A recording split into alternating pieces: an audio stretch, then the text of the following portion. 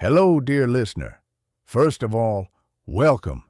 I'm sure our encounter today was not a coincidence, but I have news for you. You're not as special as you think, and not everything happens to you. Since humanity existed, the world has always been full of tests. Wars, epidemics, economic collapses, crises of faith, moral disintegration. Times have changed, but the things that people struggle with have never changed. So no, you didn't come across the worst period. Every period carries its own hell within itself, and each generation is reborn from that hell with its own power. In ancient Rome, it was the time of Marcus Aurelius. Plague was ravaging cities, and wars were wearing out the empire. Still, he woke up every morning and reminded himself of this: the people I will encounter today may be selfish, ungrateful, arrogant, but I do not forget my own nature.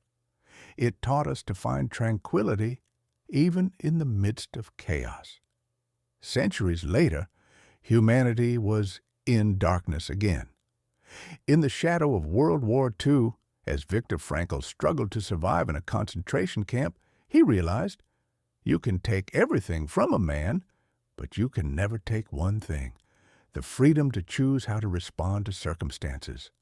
That difference is what destroys or recreates people. There are wars today. There are crises. Chaos is still with us. But the biggest war is no longer outside, but inside. The battlefield of the modern age, our minds.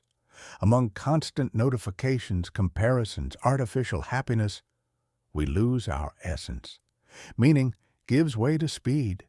Depth gave way to ostentation. And without realizing it, we are exhausted within ourselves. But this is where you have the power to make a difference. You cannot control the outer world, but you can transform your inner world. Because true freedom begins not outside, but in the silence of your mind. If you learn to observe your thoughts, you will be the one who manages you, not the one who rules you. If you notice their reactions, you will break their chains, and you start rebuilding yourself. It's not easy, but no rebirth is easy. The phoenix suffers as it rises from the ashes, because you can't create a new self without burning your old self. This process requires patience, awareness, courage, because recreating yourself means stopping blaming the world and confronting yourself. No matter how scattered, tired, or lost you feel today, remember, there is still a light inside you. That light sometimes seems like a tiny spark, but at the right moment, that spark can give birth to you again. That's why on this channel, every word, every idea, every story, it will bring you closer to that spark. Because this is not just a channel. This is a reminder for everyone who wants to be reborn from their own ashes. Even in the midst of chaos, tranquility can be found, as long as you don't give up on reinventing yourself. Don't forget to subscribe to the channel for other videos. See you in the next video.